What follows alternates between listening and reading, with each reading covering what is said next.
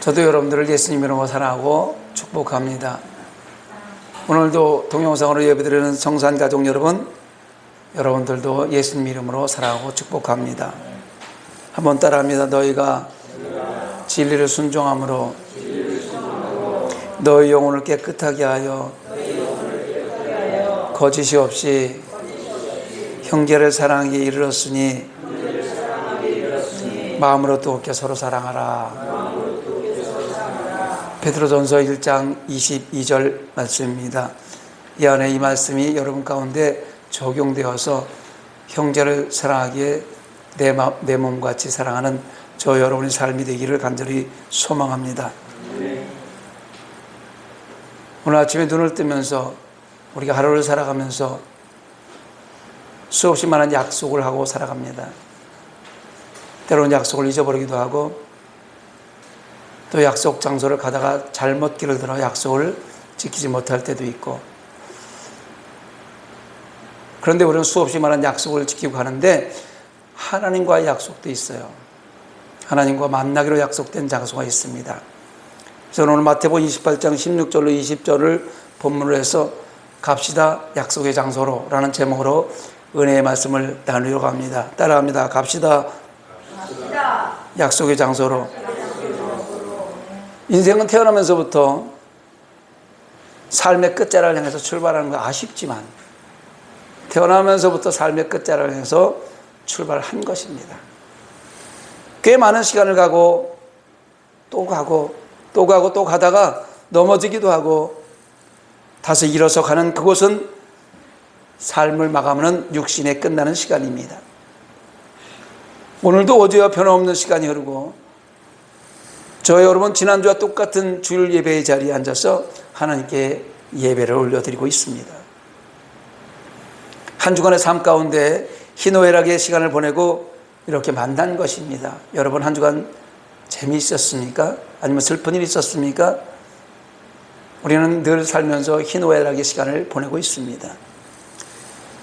이렇게 각자 하고 있는 일에 대해서 느끼는 감정과 생각의 차이로 때로는 기쁘기도 하고 슬프기도 하고 아프기도 했던 시간을 보내고 예배의 자리에 앉아 있는 것입니다. 삶의 질에 따라서 하는 직업에 따라서 생각의 차이로 가는 방향이 다르게 느껴지고 전혀 다른 곳을 향해서 나가고 있는 것 같지만 사실은 우리가 가는 곳은 한 방향을 향해 나가고 있는 것입니다. 세상의 끝자락을 향해서, 세상의 끝을 향해서, 우리의 삶에 마감하는 그 세상의 끝을 향해서 나아가고 있는 것입니다. 오늘 본문은 마태복음의 대단락을 장식하는 구절입니다. 예수님께서 남긴 제자들을 향한 최후의 유언이에요. 예수님께서 제자들에게, 이제 남아있는 제자들에게 승천하기 이전에 바로 마지막으로 유언한 내용이 오늘 내용이에요. 16절을 시작하면서 지시하신 산에 이르러 라고 하고 있습니다. 이 산은 공생의 기간 동안에 제자들과 자주 만났던 갈릴리의 한 산인데 마지막 유언도 그곳을 하시기 위해서 제자들을 소집한 거예요. 지시하신 산에 와라. 그리고 그 시간에 만난 거예요. 이 산은 산상수훈 말씀하시는 팔복산인 것 같습니다. 어쨌든 부활하신 예수님은 그 영광의 모습을 보여주시려고 갈릴리 한 산으로 제자들을 불렀고 예수님의 명령에 순종해서 모인 제자들은 영광스러운 부활의 예수님을 만난 것입니다. 할렐루야. 오늘 여러분 예배 중에 우리의 생각과 마음과 환상 중에라도 부활의 예수님 한번 만나시기를 소망합니다. 여러분 예수님 만나고 싶은가요? 걱정하지 마세요. 오늘 이곳에서 환상 중에 못 만나도 우리는 예수님과 만나기로 약속한 장소가 있습니다. 맞죠? 문제는 내가 그곳을 향해 가고 있느냐가 중요한 거예요. 약속의 장소로 가고 있느냐가 중요한 거. 약속해놓고 약속의 장소로 가고 있느냐가 중요한 겁니다. 약속을 하고 약속의 장소로 가고 있느냐 늘 성경 말씀을 통해서 묻고 있는데 우리는 늘 마음에 그 말씀을 생각하면서 약속의 장소로 길을 잊어버리지 말고 나아가야 됩니다. 그곳이 어디일까요? 바로 하늘 시온산에 있는 새 예루살렘 성입니다. 요한복음 14장 2절에 예수님께서 이렇게 말씀하셨습니다. 내 아버지 집에 거할 곳이 많도다. 그렇지 않으면 너희에게 일렀으리라. 내가 너희를 위하여 거처를 예비하러 가노니 라고 말합니다. 예수님께서 이미 승천하셔서 하늘 보좌 우편에 앉아 계시는데 그곳에 미리 가서 너희들 올 곳을 내가 예비할 거니까 너희들 그곳으로 와. 약속의 장소를 이미 하나님께서 정해 주셨어요. 우린 그곳을 향해 가고 있는 겁니다. 성도들의 삶은 오늘도 한 걸음씩 예수님과 약속하신 천국을 향해 행진하는 삶의 한 걸음 한 페이지입니다. 빌립보서 3장 13절로 14절에 사도 바울은 형제들아 나는 아직 내가 잡은 줄로 여기지 아니하고 오직 한 일 즉 뒤에 있는 것은 잊어버리고 앞에 있는 것을 잡으려고 표대를 향하여 그리스도 예수 안에서 하나님이 위에서 부르신 부름의 상을 위하여 달려가노라 라고 이렇게 고백했습니다. 뒤의 것을 생각하지 않고 약속의 장소로 오직 그 약속의 장소로 하나님 말씀만 생각하면서 그 말씀에 순종하면서 달려가고 있다고 사도 바울이 고백하는 거예요. 여러분 예수님이 우리와 만나기로 약속한 곳은요 이 땅이 아니라 영원한 안식처 저 천국입니다. 믿습니까? 갑시다. 약속의 장소로. 사랑하는 성도 여러분 묻습니다. 잘 가고 있습니까? 내 발걸음이 천성을 향해 잘 가고 있느냐 이 말입니다. 아직도 수없이 많은 시간 예배를 드리고 말씀을 들으면서도 세상 것에 미련을 두고 제자리에 머물러 있는 것은 아닙니까? 아니면 소돔성이 망할 때 소알산으로 가던 롯의 아내처럼 세상 것에 미련이 남아서 뒤를 돌아보다 소금 기둥이 되어 있지는 않습니까? 영원히 말입니다. 우리의 욕심은 여기 앉아 있지만 우리의 영혼이 세상 것 돌아보면 소금 기둥 되는 거예요. 예수님과의 약속 장소를 잊지는 않았겠지요? 살다 보면 너무 힘들어서 주저앉을 때 있어요. 혹시나 주저앉아 있습니까? 일어나시기 바랍니다. 일어나시면 예수님의 강한 편팔, 의로운 편팔을 내밀어서 잡아주실 겁니다. 그 팔 잡고 출발합시다. 인간은 망각의 동물입니다. 지난주에 제가 설교한 제목을 혹시 알고 계신가요? 네, 잊어버려서 감사합니다. 망각의 동물이기 때문에 잊어버려서 새로운 곳이 계속 들어도 계속 잊어버리는 거야. 그래서 우리는 망각의 동물이라고 그러는 거예요. 우리의 영혼과 신앙이 침체되는 이유는 예수님의 십자가 은혜를 잊어버리기 때문이에요. 그래요. 하나님 예수님의 그 크신 은혜가 얼마나 감사한지 눈물 펑펑 흘리면서 기도했다가도 조금 무슨 일이 생기면 언제 기도했냐고 얼굴에 인상을 쓰면서 째려보면서 싸워가면서 하지 못할 말 할 말 막 다 해가면서 하나님의 은혜를 잊어버리고 인간의 삶의 모습으로 돌아올 때가 많이 있단 말입니다. 이럴 때 우리는 예수님 하나님 백성들, 기도 하나님 백성들은 첫사랑을 소원하세요. 예수님과의 첫사랑을 소원하시기 바랍니다. 여러분 예수님과의 첫사랑이 얼마나 기쁩니까? 예수님과 만났던 그 첫사랑의 기쁨, 성령 충만해서 방언을 받던 그 기쁨, 기도할 때마다 하나님이 만나주셔서 만져주시는 그 기쁨을 회복하시기 바랍니다. 본문 17절에 보니까 예수를 배웠고 경배하나라고 기록하고 있는데 여기서 경배라는 단어를 헬라어로 프로세키네오라고 해요. 이 말이 왜 이렇게 말뜻이 뭐냐면 하나님을 예배할 때 쓰는 단어가 경배라는 단어예요. 그래서 경배와 찬양 이것이 하나님을 예배한다는 뜻입니다. 제자들이 지금까지 예수님을 하나님으로 경배한 적이 한 번도 없었어요. 그냥 메시아로 오신 그 왕으로 모시면서 그냥 쫓아만 다녔던 거예요. 그러나 부활의 예수님을 배웠고는 그분을 진정한 하나님으로 예배드린 거예요. 이처럼 우리의 예배 수준도 달라져야 됩니다. 우리가 예배하는 수준이 어제하고 오늘이 달라져야 되고 지난해하고 올해가 달라져 10년 전하고 오늘이 달라져야 되는 거예요. 처음 예수를 만난 어린아이의 신앙은 은혜를 달라고 기도를 하는 신앙입니다. 하나님 모르니까 기도하면 된다고 하니까 하나님 주세요. 은혜 주세요. 성령 충만함 주세요. 이렇게 기도하죠. 믿음이 어느 정도 성장하면 받은 은혜에 감사해서 감사로 예수님을 찬양합니다. 감사합니다. 오늘도 감사하고 어제도 감사하고 이제 내일도 감사할 일만 있을 겁니다. 하나님, 오늘 내가 나 된 것 오직 하나님의 은혜가 감사합니다. 그리고 감사 기도를 드리는 믿음의 단계가 됩니다. 그러나 믿음의 신앙의 원숙한 단계에 이르면 예수님이 얼마나 고귀한 분인지 알게 되어서 순수하게 경배하게 되는 겁니다. 진정한 경배, 영과 진리의 예배, 산재물, 정죄함이 없는 예수 안에 있는 삶. 로마서 8장 1, 2절에 나오는 말씀이죠. 또 여러분, 예수 안에 있는 자는 결코 정죄함이 없느니 이는 예수 안에 있는 생명의 성령의 죄와 사망에 가서 너를 해방하였습니다. 예수 안에서 정죄 없는 삶을 살면서 해방받는 그 삶, 이게 영과 진리로 예배하는 단계의 삶입니다. 우리는 이미 그 단계에 와 있는 거예요. 하나님께 기도하면서 이렇게 해주시면 이렇게 하겠습니다 하고 조건적인 기도를 하는 때가 많이 있었어요. 어린아이 신앙 때는. 하나님, 내가 지금 계획한 것들 이루어지면 내가 교회에 어떻게 하고 하나님 나라에 어떻게 하고 막 이렇게 기도할 때가 있었어요. 예배는, 진정한 예배는 조건부 예배가 아닙니다. 예수님을 나의 구주로 믿는 순간부터 은혜를 받았든지 못 받았든지 예수님 자체를 사랑하고 존중하면서 경배하며 드리는 예배가 순수하고 참된 예배가 되는 것입니다. 여러분, 하나님을 경배하는 마음으로 예배하시기 바랍니다. 목회자들 때로는 경배 찬양이 바르게 드려지지 않는 사람들도 너무 많이 있어요.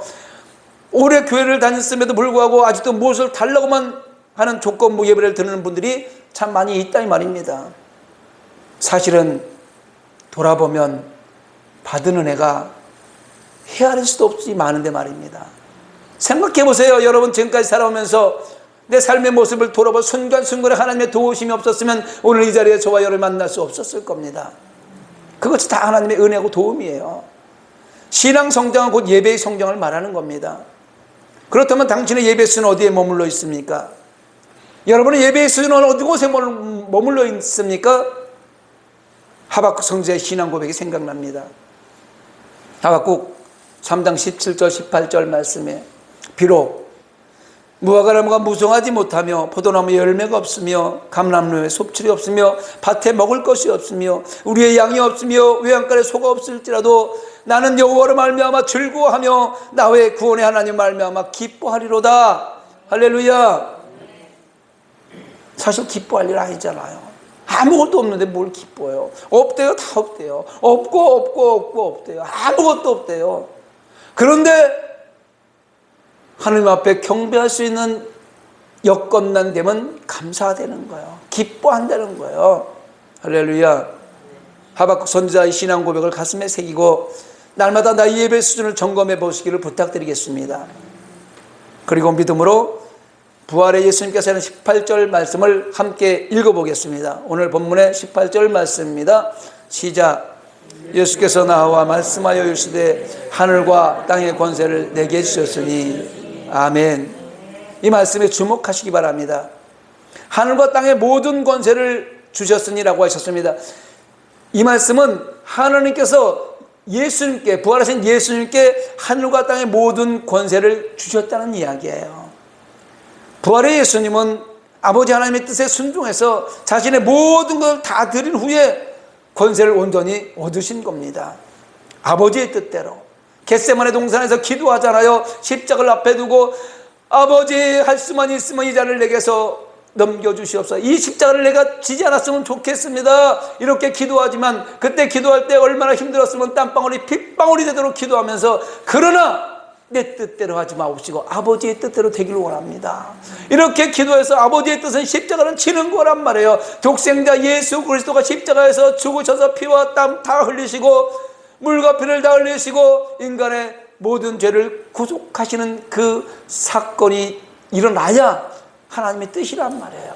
그렇게 하나님의 뜻을 이루게 해달라고 기도했던 거예요. 그렇게 하나님의 뜻을 다 이루고 부활하셨으니 이제 하나님 아버지 행하시 구속 섭리의 대행자가 되셔서 구원뿐만 아니라 심판까지 하시는 왕 중의 왕이 되신 것입니다.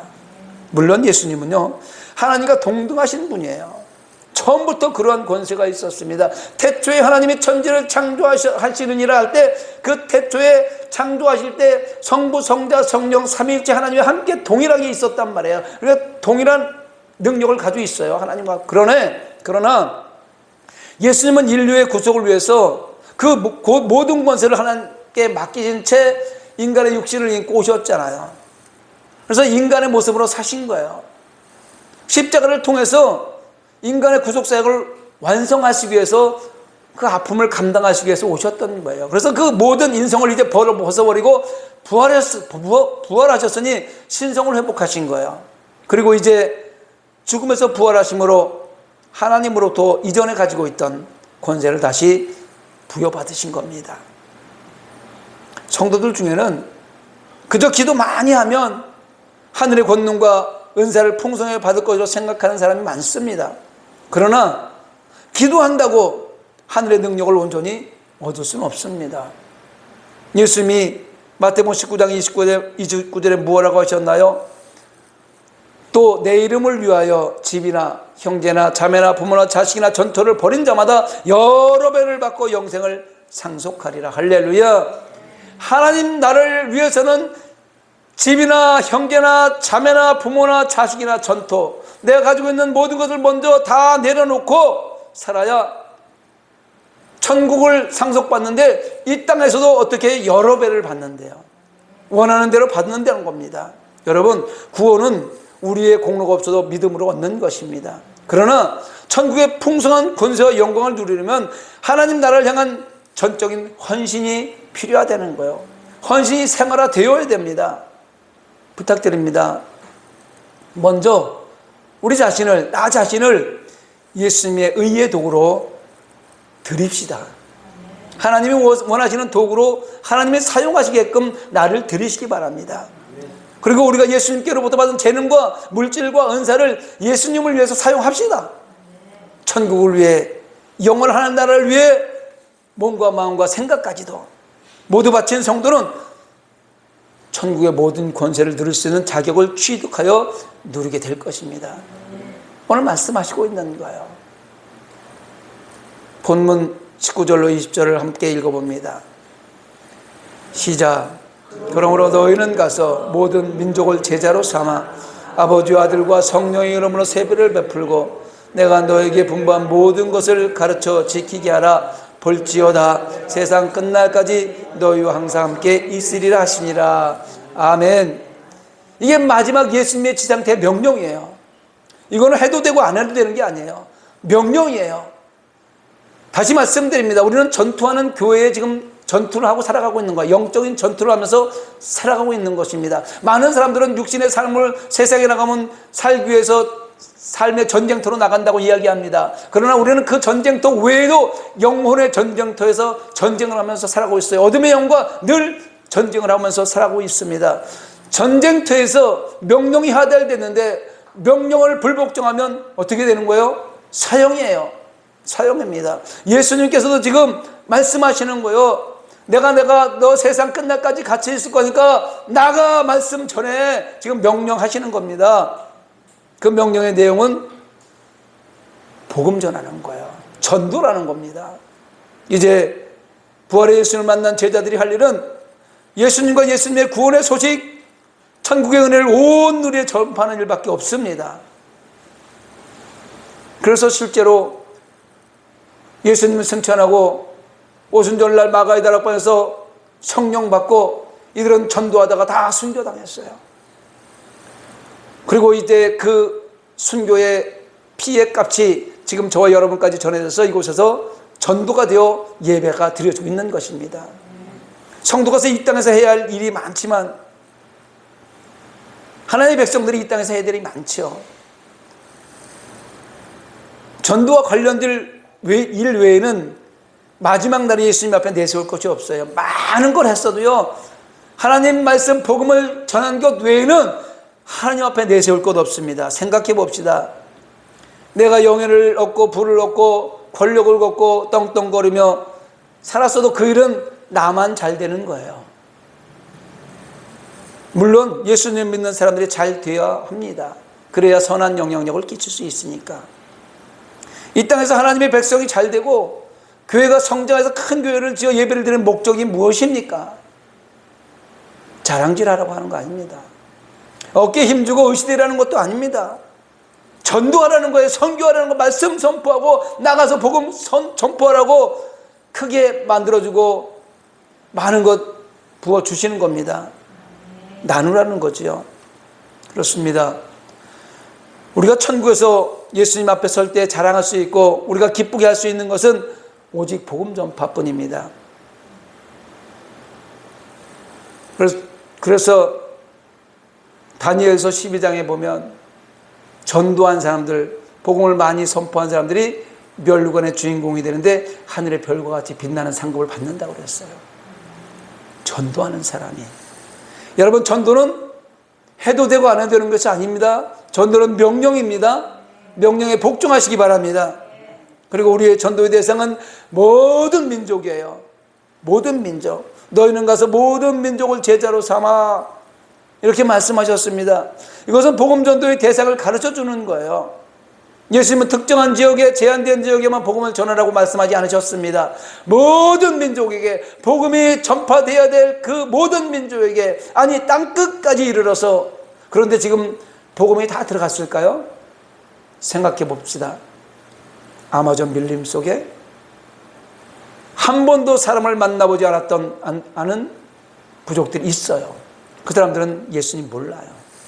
그것까지 사실은 복음이 선포되고 전해져야 됩니다. 예수님 모든 민족, 곧 하나님이 창조하시고 다스리시는 모든 지역의 모든 사람들, 언어와 문화의 장벽을 뛰어넘고 민족의 담장을 허물고 정치와 이념을 초월해서 신분을 불문하고 세상의 모든 사람에게 복음을 전하라고 명령하셨습니다. 그리고 저와 여러분은 지금 그 명령을 조금씩 수행해 나가고 있는 것입니다. 편견을 버리고 모든 사람을 대상으로 복음을 전파하라는 말씀 기억하시기 바랍니다. 내가 좋아하는 사람만, 나를 미워하는 사람은 믿든지 말든지, 그것이 아니라 그 모든 사람까지도 우리는 전도의 대상인 거예요. 무조건적이고 무제한적인 예수님의 십자가의 사랑은 그 무엇도 복음 전파를 방해할 수 없습니다.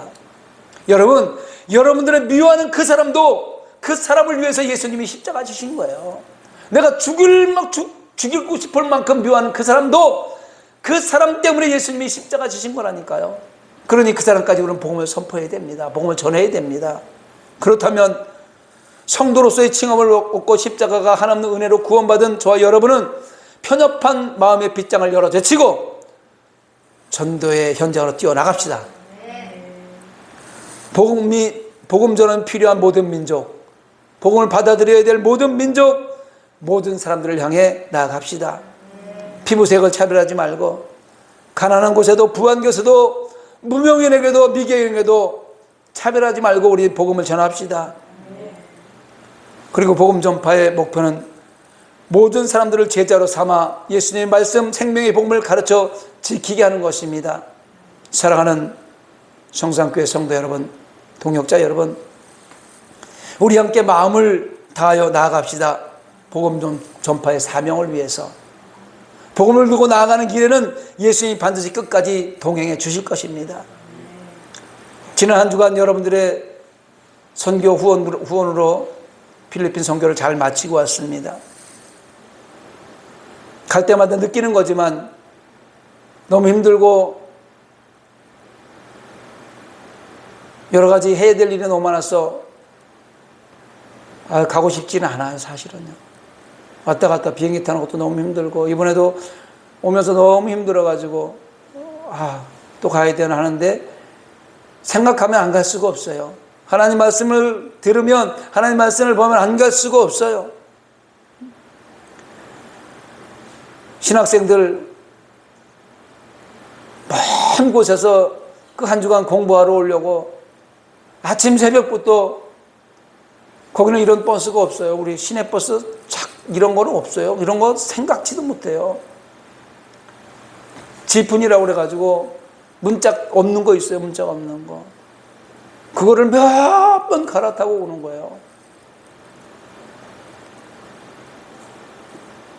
거기 택시, 우리나라처럼 택시라고 써 있는 그런 택시 있을 거라고 착각하지 마세요. 거기 택시는 오토바이 옆에 이렇게 하나 붙인 게 택시예요. 그거 하나가 250만 원 정도 하는데 그거 있으면 먹고 산대요. 그냥 그거 하나. 그게 얼마나 길거리에 깔려 있는지 사고도 수시로 나고요. 신호등이 없어요. 인도가 없어요. 거기는요. 인도가 없어요. 시내 외에는 인도가 없어요. 그 사람하고 같이 다니는 거예요. 다 섞여서요.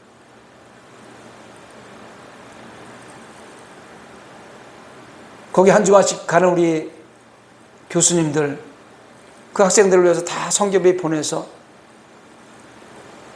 가면 그냥 물 수 없으니까 다 털어주면서 할 수만 있으면 또 와서 또 해야지 이런 생각을 하면서 한쪽에서는 거부하면서 이렇게 또 한 주간을 보내고 왔습니다. 여러분들이 또 이렇게 충분하게 성경비 보내주셔서 아주 행복하게, 그들은 사탕 하나만 가져도요 너무나 행복해요. 옛날에 저 어렸을 때 미군 부대 지나가면 초콜릿 하나 얻어 먹던 그 기분 아마 그들이 느낄 것 같아요. 하나님의 은혜와 하나님의 능력이 임하는 현장이었습니다. 변화되는 모습 보았어요. 화요일 날은 점심을 먹는데, 첫날 월요일 날 점심을 먹는데, 우리는 교수라고 치킨 2조각하고 요만한 밥덩어리, 밥은 저는 못 먹겠더라고요. 이렇게 소스에 찍어 먹는 건데. 그리고 신학생들은 저쪽에서 그보다 좀 떨어지는 걸 먹고 있었던 것 같아요. 우리 먹는 모습을 보면서 뭐라 그랬어? 아, 맛있겠다. 아, 맛있겠다. 난 무슨 소리인지 몰랐어요. 근데 그 따갈로그를 통역하시는 선교사님이 그랬다는 거예요. 맛있겠다. 그래서 물어봤어요. 우리 거하고 저거하고 가격 차이가 얼마나 나냐. 2배 정도 차이 난대요. 그러면 저 신학생들 15명 다 먹이려면 얼마 정도 있으면 되냐. 100불 있으면 된다고 그러더라고요. 그래서 제가 우리 박 목사님한테 100불 내놓으세요. 100불로 그 다음날 점심을 그걸로 해줬더니 너무나 행복하는 거예요. 너무나 좋아하는 거예요. 너무나 잘 먹는 거예요. 그리고 최고라는 거예요. 사진을 같이 찍자는 거예요. 13만 원 돈이잖아요. 100불이면. 근데 그 15명이 다 먹고 너무 행복해 하는 거예요. 치킨 2조각. 우리는 먹을 게 남아들어서 냉장고에 막 싸놓고 음식물 쓰레기로 버리는 것들이 엄청난데 그 한 조각, 치킨 한 조각을 가지고 그렇게 행복해하는 모습을 보면서 또 가야지. 여건이 되면 또 가야지. 이렇게 생각합니다. 볼지어다 내가 세상 끝날까지 너희와 항상 함께 있으리라. 예수님이 승천하시면서 또 다른 보혜사를 보내주는 약속하셨고 그 보혜사는 이미 우리가 전하는 복음의 현장에서 역사하십니다. 오늘도 보혜사 성령님, 보혜사 성령님께서 오늘 이 자리에 여러분 옆에서, 저와 여러분 옆에서 우리가 전하는 복음의 현장에서 역사하시고 계시는 거예요. 우리를 도우시고 계십니다. 그러므로 우리가 복음을 전하는 곳에 그리스도의 영이 함께 하심을 믿고 어떤 상황에서도 낙심하지 말고 맡겨진 사명을 감당합시다. 사실은요, 가서 기도해 주는데 파리들이 막 들끓고 손을 얹고 있는데 얼굴에 묻고 이 손에 묻고 막 팔이, 그런데 어떻게 기도를 안 해줄 수 있습니까? 그 모습을 보면서 이제 애기 막 낳는데 거기는 애기 낳으면 약 30%가 이상이 옛날 우리나라처럼 죽는데요. 환경이 안 좋아서 죽어도 슬퍼하지도 않는데 왜 그러려니 하니까. 그래서 애기 낳은 지 이제 일주일 됐다고 기도해달라고 나온 거예요. 영상에 보면 나올 거예요. 이렇게 뒤집어 쓴 여자애. 나이도 몇 살 안 됐어요. 기도를 해주고 그 환경을 살아가는 환경을 보니까 얼마나 가슴이 아픈지 몰라요. 미치겠어요. 그리고 어린아이들 그나마 그래도 땅들을 조금씩 자기 땅이라고 기부해서 거기다 천막에다 치고 예배 드릴 수 있는 장소를 허락한 그 사람들에게 기도를 해주라고 그래서 가서 기도해 주는데 그 환경 속에서 사실 기도 안 되는 게 쉽지 않아요. 냄새가.